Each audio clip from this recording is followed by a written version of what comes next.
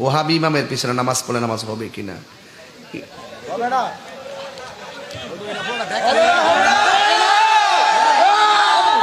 ওহাবি, এটা ওহাবি মানে কিন্তু আসলে ওই রাসূল করিম সাল্লাল্লাহু আলাইহি সাল্লাম দুই দেশের জন্য দোয়া করছেন, আল্লাহ তুমি শাম দেশে বরকত দাও, ইয়েমেন দেশে বরকত দাও।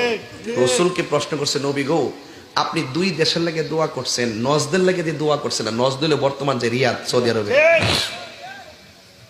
তো আপনি যে নজদের জন্য দোয়া করেন নাই, তখন রাসূল বলছেন এই দেশ থেকে দুই সিংওয়ালা এক বেয়াদব বের হইব, ওইয়া আমার বিরুদ্ধে কথা বলবে, আল্লাহর ওলিদের বিরুদ্ধে কথা বলবে।